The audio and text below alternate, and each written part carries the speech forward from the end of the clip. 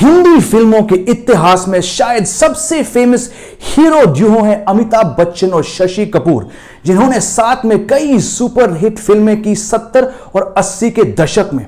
इनमें से हैं दीवार, कभी कभी, सुहाग, नमक हलाल, ईमान धर्म, त्रिशूल, शान, काला पत्थर, 2 और 2 5 और सिलसिला। इन दोनों डैशिंग हीरोज की जोड़ी दर्शकों को बहुत पसंद आई और प्रोड्यूसर्स की लाइन लगती थी इनको साइन करने के लिए।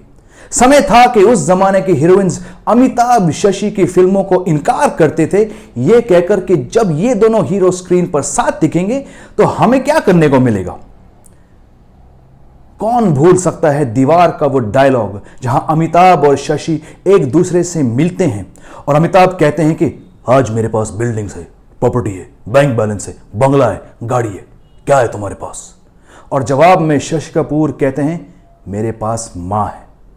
आज भी इस सीन के डायलॉग्स गूंजते हैं और हिंदी फिल्म के दर्शक उन दोनों एक्टर्स को याद करते हैं for that one scene. Amitabh और शशि ऑफ स्क्रीन अच्छे दोस्त भी थे और यह उनकी ऑन स्क्रीन केमिस्ट्री का कारण भी था। अमिताभ बच्चन ने एक बार दोहराया था कि दीवार की स्क्रीनिंग के बीच दोनों कलाकार साथ बैठे थे और एक भी शब्द नहीं कहा गया, मगर जब वो आइकॉनिक मेरे पास मां है सीन आया तो शशि कपूर ने अमिताभ बच्चन के हाथ पर अपना हाथ रखा और बच्चन साहब को इससे एहसास हुआ कि उनका दोस्त और को एक्टर जिन्होंने उनको सपोर्ट किया था जब वो स्ट्रगल कर रहे थे, ये कह रहे थे कि ये दोस्ती हम नहीं तोड़ेंगे और तुम अब एक सुपरस्टार हो गए हो। बात करें अमिताभ बच्चन की तो क्या धर्मेंद्र पीछे रह सकते हैं? बेशक अमिताभ शशि की जोड़ी सबसे पॉपुलर और सक्सेसफुल रही कई सालों तक, मगर अमिताभ और धर्मेंद्र की पेयरिंग रमेश सिप्पी की ऑल टाइम ब्लॉकबस्टर शोले में शायद फिल्म दर्शकों की यादों में सबसे मजबूत है। शोले की इतनी डायलॉग सुपर हिट हैं और जब भी फिल्म में अमिताभ धर्मेंद्र दिखते हैं वो कमाल की सीन्स होते हैं। उनकी जय वीरों की दोस्ती बड़े पर्दे से उतर के लाखों लोगों की जिंदगी में बसी है और आज भी अगर हम किसी दो दोस्तों के बारे में बात करते हैं तो हम कहते हैं कि इनकी दोस्ती जय वीरों जैसी है। शोले के अलावा अमिताभ धर्मेंद्र नजर आए चुपके चुपके, राम बलराम और दोस्त जैसे फिल्मों में, और शोले के बाद इनकी जोड़ी ऋषिकेश मुखर्जी साहब की हिट कॉमेडी चुपके चुपके में सबसे पसंद आई व्यूअर्स को। एक तीसरा एक्टर था जिनकी पेयरिंग अमिताभ बच्चन के साथ बहुत जमी और वो थे विनोद खन्ना। पॉजिटिव कैरेक्टर हो या नेगेटिव, विनोद खन्ना की माचो स्क्रीन प्रेजेंस बहुत चली अमिताभ बच्चन साहब के साथ। मुकद्दर का सिकंदर, अमर अकबर एंथनी, हेरा फेरी, परवरिश, रेशमा और शेरा, कुंवारा बाप और खून पसीना जैसे फिल्मों में प्रेमियों ने इनकी साझेदारी को बहुत पसंद किया और इन दोनों एक्टर्स की खासियत थी कि बड़े पर्दे पर इन्होंने एक्शन, ड्रामा, कॉमेडी तीनों को बड़ी खूबसूरती से अदा किया। बात करें मुकद्दर का सिकंदर की तो इस सुपर हिट फिल्म में अमिताभ बच्चन और विनोद खन्ना की राइवलरी बड़ी अच्छी लगी दर्शकों को, और फिर परवरिश में जब दोनों भाई बने थे वो वहां भी हिट जोड़ी साबित हुई। हेरा फेरी में एक्शन और कॉमेडी की कॉम्बिनेशन दोनों कलाकारों ने बेहतरीन तरीके से अदा किया। फिर दोस्तों मिड 80s में आई एक नई हीरो की जोड़ी जिसने बदलती हुई ऑडियंसेस की सेंसिबिलिटी को छुआ, मगर वही अंदाज में जो अमिताभ शशि और अमिताभ विनोद खन्ना ने किया।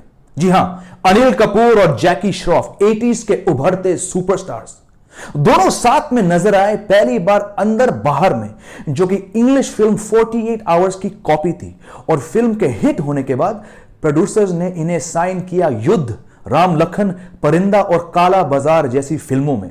सुभाष घाई की ब्लॉकबस्टर राम लखन और विद्यु विनोद चोपड़ा की रियलिस्टिक क्राइम ड्रामा परिंदा में अनिल और जैकी की भाई वाली जोड़ी दर्शकों को बेहद पसंद आई, और आज भी अगर दोनों कलाकारों के नाम एक साथ लिया जाए तो राम लखन और परिंदा याद आते हैं। इसके आगे दोनों ने रूप की रानी चोरों का राजा, 1942 और लव स्टोरी, त्रिमूर्ति और कभी ना कभी साथ की, मगर 1980s वाली सक्सेस कभी दोबारा नहीं मिली इस जोड़ी को। अगर 90s में कोई जोड़ी हिट थी तो उसमें एक नाम कॉमन था, अक्षय कुमार। खिलाड़ी कुमार के खिताब से अक्षय स्टार बने 90s के दशक में, और उनकी पॉपुलैरिटी से जुड़ी हैं दो एक्टर्स, सुनील शेट्टी और सैफ अली खान। 90s के दशक में जब एक्शन और रिवेंज फिल्में कमबैक कर रही थी रोमांटिक सिनेमा के दौर में, तो डायरेक्टर्स और प्रोड्यूसर्स को अक्षय कुमार और सुनील शेट्टी की पेयरिंग सही लगी। 1993 की एक्शन कॉमेडी वक्त हमारा है में दोनों कलाकार कॉलेज स्टूडेंट्स के रूप में नजर आए और फिल्म की ठीक ठाक कमाई के बाद दोनों को एक साथ काफी फिल्मों में साइन किया गया। जय किशन, मोहरा, हम हैं बेमिसाल और सपूत, सारे एक्शन फिल्म्स। मोहरा इन दोनों एक्टर्स की सबसे बड़ी हिट थी उस समय, और फिर एक गैप के बाद 2000 में अक्षय और सुनील को एक नए अंदाज में पेश किया प्रियदर्शन ने फिल्म हेरा फेरी में। पब्लिक को इनकी कॉमिक टाइमिंग बहुत पसंद आई। उस साल लव ट्रायंगल धड़कन में भी दोनों एक्टर्स दिखे और उसके बाद उन्होंने 2000s में आवारा पागल दीवाना, जानी दुश्मन एक अनोखी कहानी, आन मैन एट वर्क, फिर हेरा फेरी और दे दनादन जैसे फिल्मों में साथ काम किया। इनकी आखिरी फिल्म रही 2011 की कॉमेडी थैंक यू। अक्षय और सैफ ने एक साथ पहली बार काम किया यशराज की रोमांटिक म्यूजिकल ये दिल्लगी में, जिसमें अक्षय सैफ के बड़े भाई थे। फिल्म ज्यादा नहीं चली, मगर अगले साल इनकी पेयरिंग एक्शन फिल्म मैं खिलाड़ी तू अनाड़ी में बहुत सक्सेसफुल रही। ये दिल्लगी की तरह ये भी एक हॉलीवुड फिल्म से इंस्पायर्ड है, मगर जिस तरह से इसे देसी ऑडियंस के लिए ट्यून किया गया, वाकई में ये एक यादगार फिल्म है 90s की। मैं खिलाड़ी तू अनाड़ी के सुपरहिट गानों के अलावा फिल्म की सक्सेस रही अक्षय और सैफ की केमिस्ट्री और टाइमिंग। याद करिए वो सीन जब अक्षय कुमार सैफ के सामने एक छोटी सी मोनोलॉग देते हैं और फिर सैफ का रिस्पॉन्स। कमाल का सीन है दोस्तों, वन ऑफ माई फेवरेट्स। मैं खिलाड़ी तू अनाड़ी के बाद अक्षय और सैफ की जोड़ी कई फिल्मों में ट्राई की गई, तू चोर में सिपाही, कीमत, आरजू, मगर वो बात नहीं थी। और फिर बहुत सालों बाद ये दोनों साथ में दिखे 2008 की टशन में।